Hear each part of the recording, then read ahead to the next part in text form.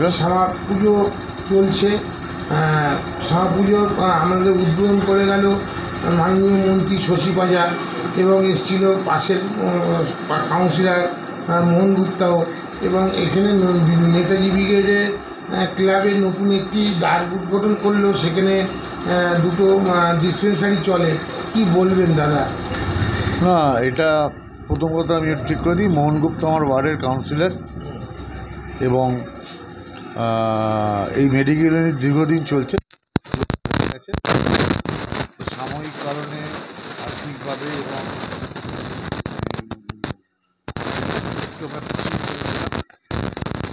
তো আমরা যেটা চেষ্টা করেছিলাম এই মেডিকেল ইউনিট চালাতে গিয়ে যে রোগী কেন কম হচ্ছে, ডাক্তাররাও কেন উৎসাহিত হচ্ছে না, তার প্রথম কারণ হচ্ছে যে ডাক্তারদের আমরা কথা বলে, ডাক্তারবাবুদের সঙ্গে কথা বলে আমি যেটা বুঝতে পারলাম যে ডাক্তারবাবুদের একটা কমপ্লিট স্বয়ংসম্পূর্ণ রূপে একটা মেডিকেল ইউনিট চাই, মানে বসার চেম্বার, তার সঙ্গে অ্যাটাচ শৌচালয়, যেটা আমাদের ছিল না।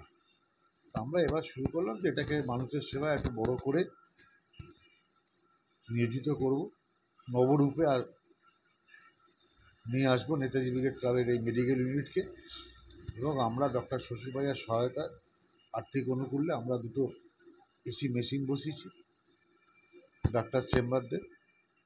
একতলাটা সম্পূর্ণভাবে ডাক্তারদের চেম্বার করা হয়ে গেছে, এবং আমার স্থানীয় পৌরপিতা মোহন কুমার গুপ্তের সহায়তায় একটা শৌচালয়, যেগুলো কর্পোরেশন থেকে সহযোগিতা এবং দরকার সেগুলো করা হয়েছে, এবং একটা কমপ্লিট শৌচালয় তৈরি করা, যেটাকে অ্যাটাচ বাথ বলি আমরা, পিভি যেটাই বলুন। তো সুতরাং একটা এসি রুম দুটো এবং শৌচালয়টা হয়ে যাওয়ার ফলে ডাক্তাররা উৎসাহিত হয়েছে। অনেক ডাক্তার বসবে বলে আমাদের কথা দিয়েছেন, এবং আমরা নভেম্বরে শুরু করে দেবো। মোটামুটি ক্লাব ভবনটাকে নবরূপে আমরা ডক্টর শশী পাজা আমাদের উদ্বোধন করে দিয়ে গেছেন, এবং সমস্ত কিছু রেডি। ডাক্তারদের টাইমগুলো একটু ফিক্স করে দিচ্ছি, সময়টা করে কে কোন সময় বসবে সেই মতো আমরা বোর্ড লাগিয়ে দেব।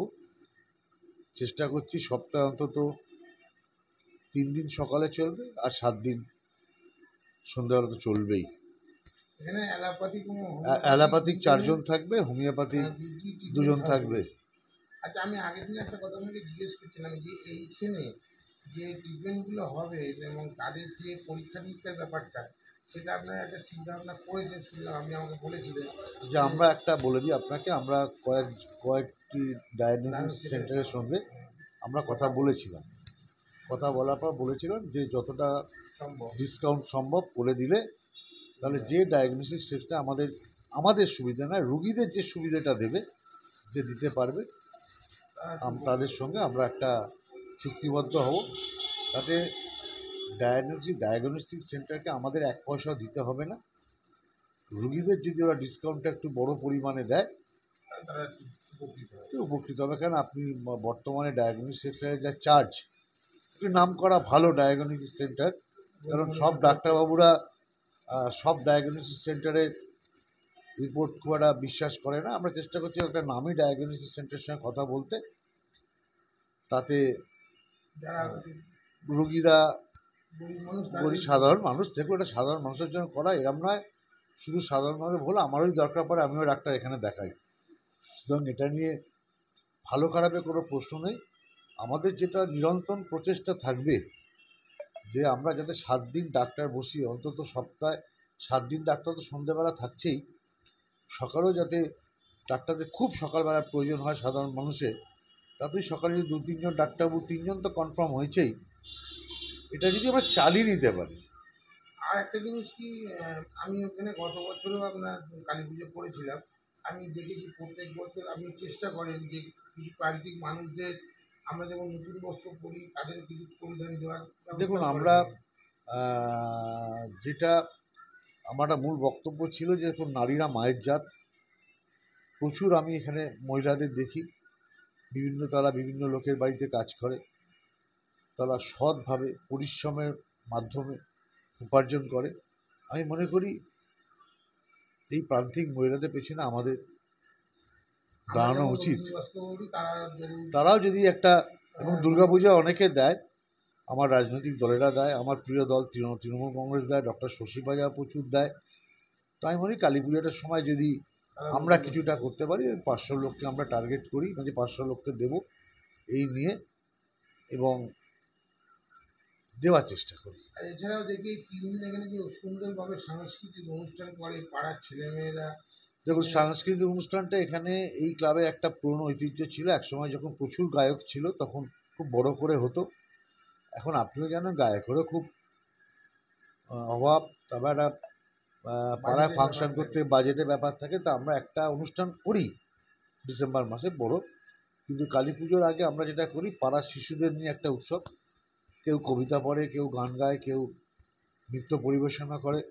এই পাড়ার বাচ্চাদের না, একটা দিন পাড়ার বাচ্চারা হইচই করতে ভালোবাসে, সেদিন নিয়ে করা হয়। কিন্তু বর্তমানে এই মোবাইলের যুগে কতটা এই অনুষ্ঠানগুলো চলবে বা চালাতে পারবো, আমি নিজেও খুব সন্দেহী। শ্যামা পুজো উপলক্ষে মানুষদের কি বার্তা দেবে সেখানে পুজো ভালো কাটবে? পুজো ভালো কাটুক, শান্তি শৃঙ্খলা বজায় রাখুন, সুস্থ থাকুন, ভালো থাকুন, পরিবেশ আর একটা পরিষ্কার বার্তা রাখুন। আমি আপনাকে দিতে চাই, পাড়ার যে সব সারমেয় থাকে তাদের পিছনে অনেকে কালীপটকা ফটপটকা। না, এগুলো আমি খুব অপছন্দ করি। আমি এই পাড়ার যারা সারমেয় আছে, এরা অনেক সময় আমাদের এই চুরি ডাকাতি হাত থেকেও বাঁচায়, চেঁচামেচি করে লোকজন তুলে দেয়, একটা সিকিউরিটির কাজ করে আমি মনে করি। তো তাদের প্রতি একটু যত্ন নেওয়া উচিত।